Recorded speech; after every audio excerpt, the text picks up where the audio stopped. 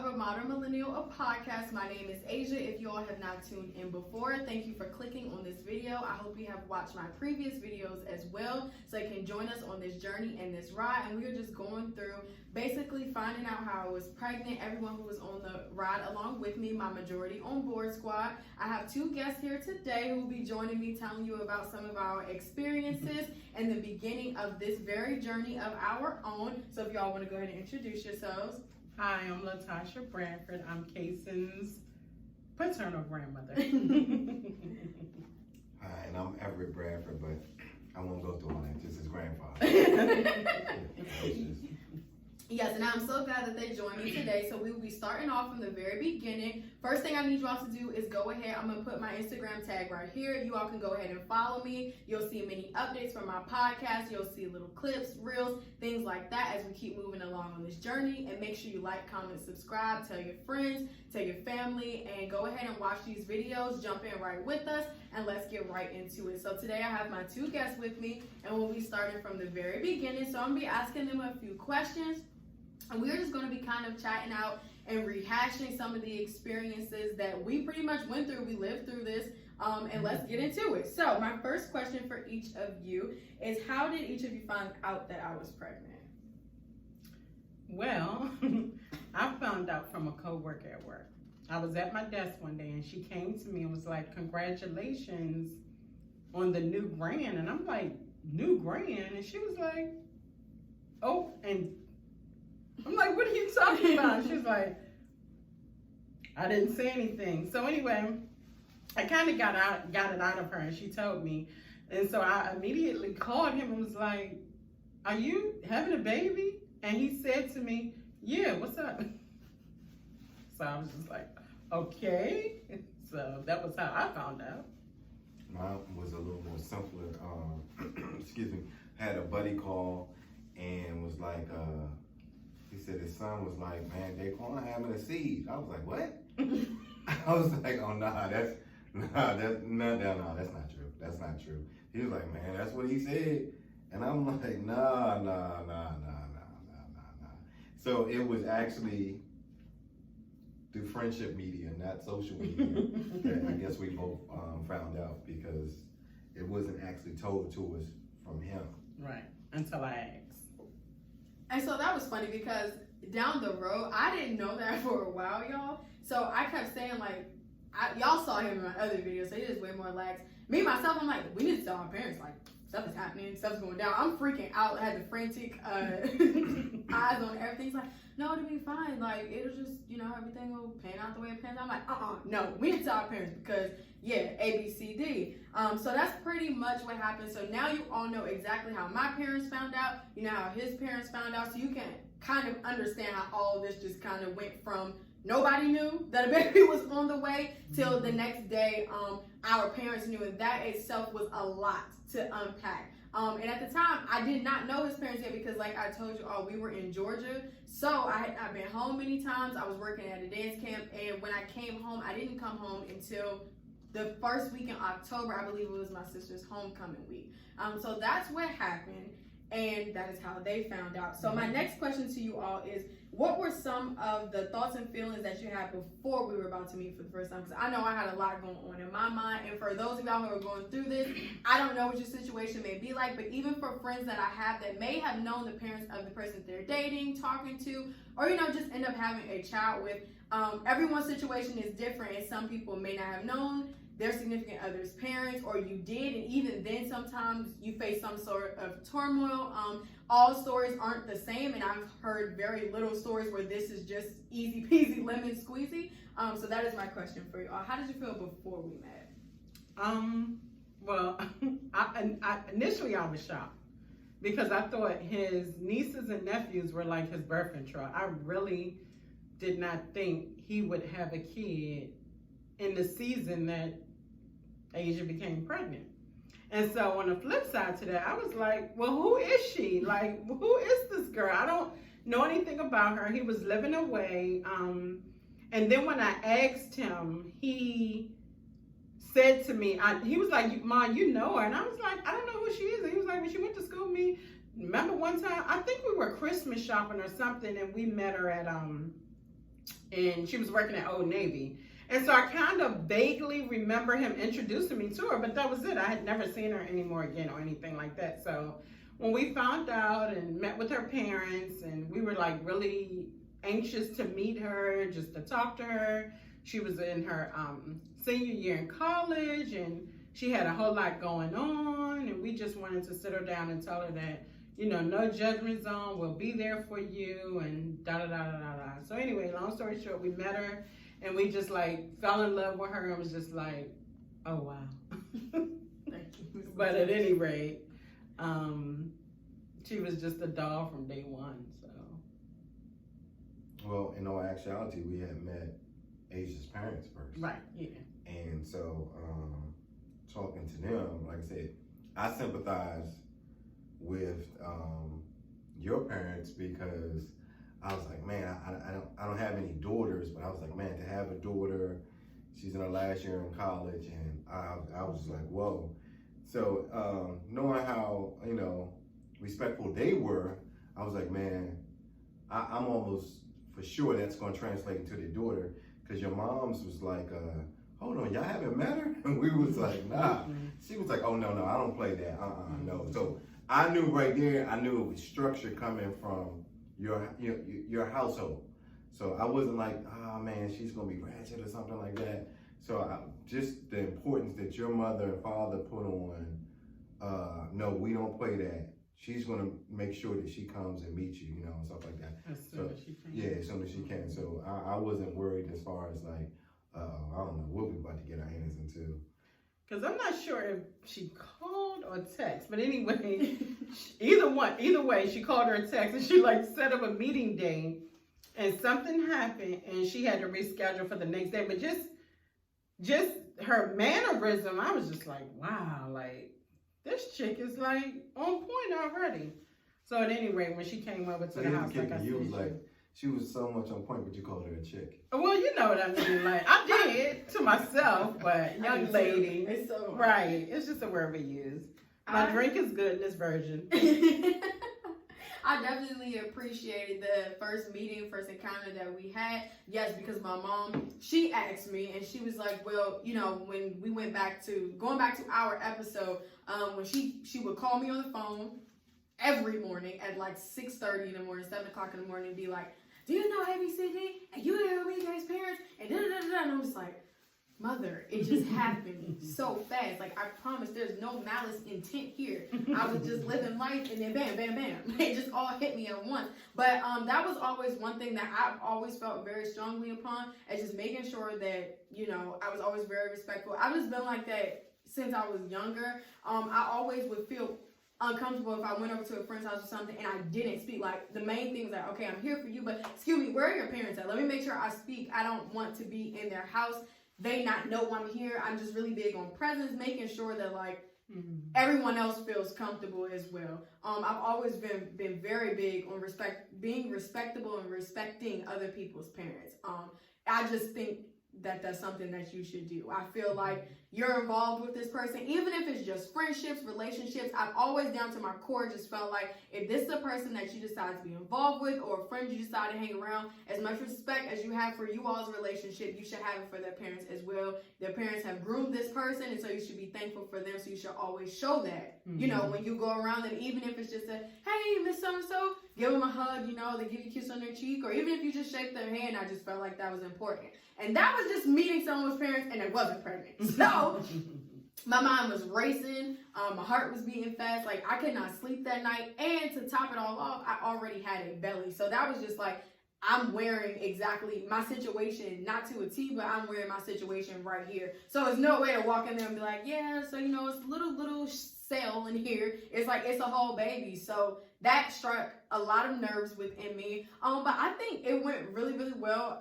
When I pulled up outside, I was just like, let me just pray real quick, because I feel like, you know, everything is going to go the way it's meant to go. And from day one, they have been nothing but open, honest, like trustworthy, reliable. From day one, I never felt I'm really big on vibes, and so going there, I felt comfortable. Like, I felt extremely comfortable. And from then on, everything has been, it's played out the way it's supposed to play out. But as far as our initial meet went, I feel like it couldn't have gone any smoother, and I'm very thankful for that. I'm very thankful for the relationship that has grown over time. And so I say that to say, even if it doesn't go smooth, you all, for those of you who are in whatever unique situation you're in, make sure you're giving things a chance. Make sure you're remembering that everybody is a different person, whether they be us going through things, whether it be our parents, because one thing that's always been important to me as well is, yes, first impressions are lasting, but do not judge your lasting impression off that first one. Because people go through life daily. And so as you grow older, you realize, like, wow, someone may have just experienced this today. Someone may have experienced the loss of a family member. Do not let that first impression be the lasting one that you spend within your mind. I'm learning this a lot, to grow, to be accepting of apologies, to look in the mirror and face your own stuff, because nobody is perfect. So I went into there with pretty much that, but I've learned it a little bit more since that 2.5 years, that like, don't let a specific meet and day judge what the whole situation is going to be like. And I'm glad that I went in there like that, because it was nothing but smooth. But again, guys, give everything a chance, be open, and just be yourself. And it really will play out in the way it's supposed to be. Be kind, be open, and be caring. So that was really, really good. So I wanted to ask you all as well. You kind of, guys, touched on what it was like meeting my parents for the first time, but I wanted to talk about that too, being all the way away, knowing that they had to meet up. Y'all, that was so nerve-wracking too, because I hadn't met them yet. I hadn't been around my parents a lot yet through my pregnancy. I wasn't really around them because I was at school. So it was really weird. My mom just texted me one day and was like, "We're at Quan's house." I was like, "What? How did you get there?" Like, wow, what? It's like, yeah, we set up a meeting. So then she called me and was like, "Yeah, we're getting ready to go talk and chat and everything. I'll call you when we leave." So I was like, okay, cool. I think that whole evening, I was in the mall with one of my pageant sisters, y'all. I'm just looking at my phone like, she's talking to me. She's like, "Sis, you coming?" I'm like, hold on. I think my mom called me. I'm like, nope, telemarketer, it's fine. But yeah, like overall, how did that go? Like, what was it like meeting my parents? Because I know they spoke nothing but highly things of you all as well. They were very like, "Oh, well, we're cool now, so y'all just gotta get on the same." I mean, when we met, we was just, everybody was open, honest, how they felt, and we just hit it off. Like, we didn't have an issue with each other. Right. So that was very comfortable. We didn't feel like, oh gosh, or no, we didn't feel like any of that. And they were very strategic about us meeting Asia and getting to know her, and reinforcing how, oh no, she's not gonna be a deadbeat mom or whatever the case may be. Like they were good. Yeah, it was really good. So initially for me, when because everything was such a surprise and such a quick movement, like wow, and then Tasha was like, "We're gonna meet Asia's parent," and I was like, "Well, we had Asia," so like, okay, so we're there, and then like you said, your parents came over and they were on point, and like I said, I was sympathizing with them in regards to you, but I also, as the father of the son, I was hoping that his mindset and his demeanor towards them would come off well, because I know being a man, sometimes we one thing we have pride, or we try to put on this facade like, nah, showing out for real. And I didn't want, that's not how we raised him. So I didn't want that to be the impression that he displayed to your parents. I wanted him to be respectful, and because we always look at, you are a representation of us, and allow a lot of children to go out and sway and do their own things. But initial meet and greet, I didn't want them to say, "Well, dang, this is the type of child that they raised," and I didn't want him to be like on a defensive, because I like I said, if it would have been me on the flip side, I would have had 1,001 questions to ask this young man. So I know that sometimes that can put people, well, hold on, why are they coming at me like this? Instead of saying, well, hold on, let me put myself in their shoes. And so that's what I was more concerned about. As far as our interactions with that went, great. Yeah. And I just really liked how your mother was like, oh no, I'm gonna make sure as soon as she gets in town, she's coming to meet you. So I wasn't even worried about that. I just was hoping that when we initially met you was gonna bring a pizza or something. Kind of break the ice. And I wanted to touch on and hone in on those first initial meetings because for me, outside of everything or everyone else that I'm going to bring on or that we're going to touch on, this was the most important majority on board for me.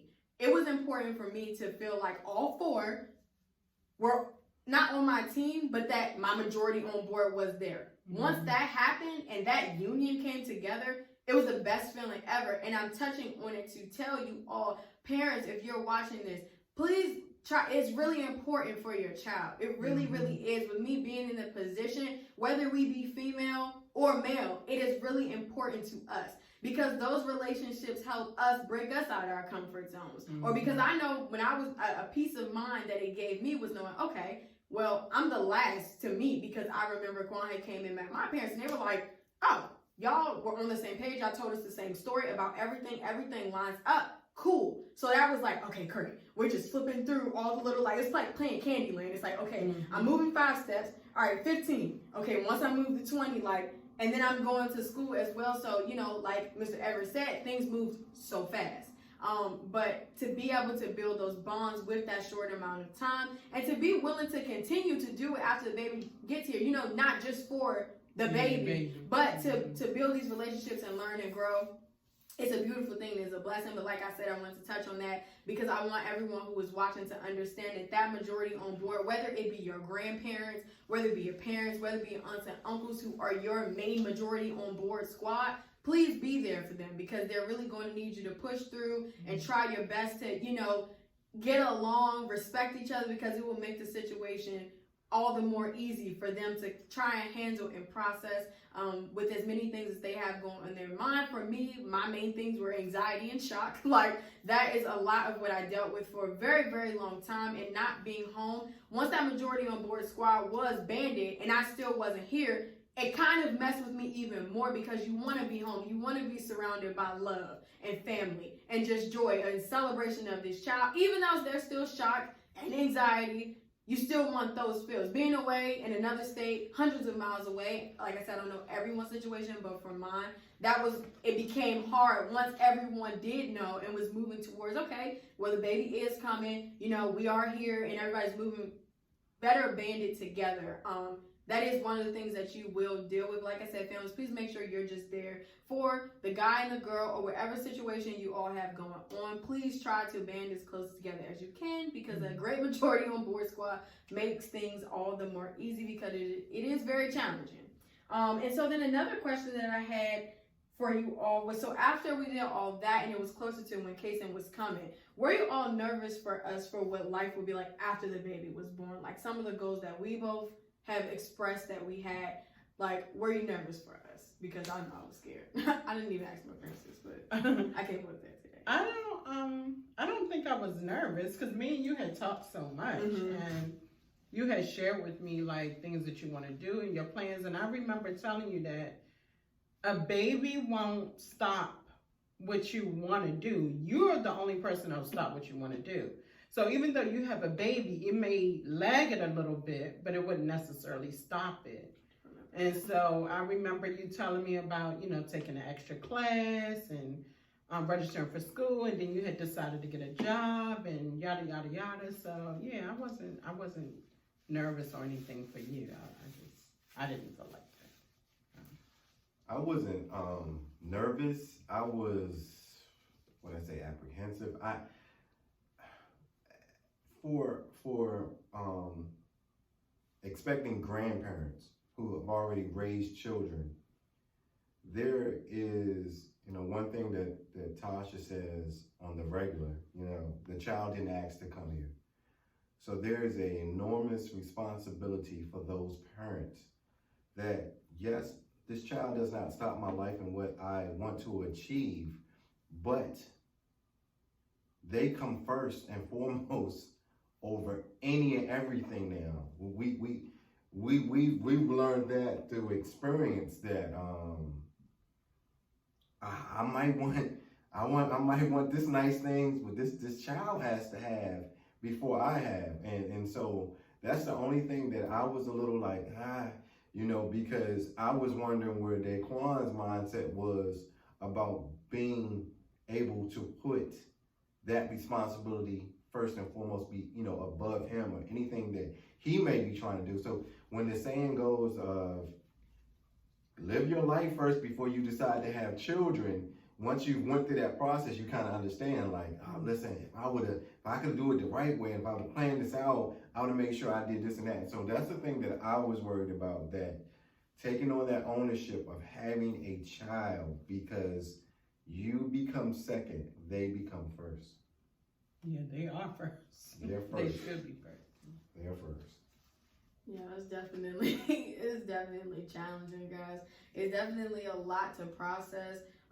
It's definitely, some days it is still, even, I'm not gonna lie to you, it's still shocking to believe that little boy running around came from me. I'm like, where'd you come from? Like, who are you? What did you do? That is a what shock. did you do with my whole life? It's really, really, like, it's shocking, but then at the same time, it's like y'all said, everything that I know that I wanted to do, or I know for me, it was like I was getting so close to, okay, I have an idea of what I want to do with my life, but I'm not sure if this is the way I should go. Working at a camp for a lot of underprivileged children that live in the heart of Georgia, that really sparked something else in me that I think needed to be ignited again. And then finding out I was pregnant after that, I feel like my life needed to happen that way.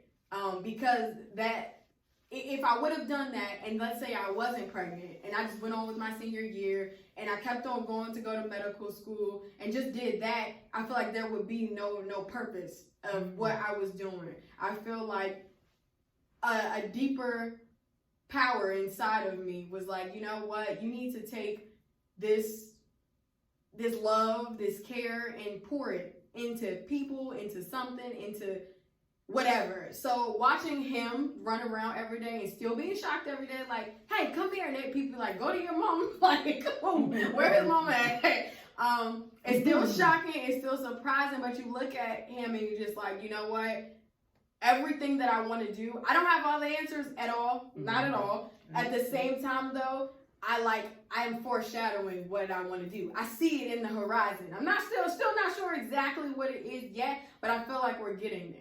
And I feel like with every day that you continue to be this great person. And for me, I went through a lot of family drama. Y'all will see that, like my own family. I lay out so much smooches. But we went through a lot of family drama with this situation. It needed to happen, though, because now I'm closer than ever to some of my family members. Like, everything to me, it does happen for a reason. But it's not, you won't get there without some growth. You won't get there without falling down, because I still do fall down. I just did earlier today. And so you have to pull yourself back together and just remember. I like when they say remember who you are, but for me, it's more so remember or think about who you are going to be, want to be, because I love who I'm coming into.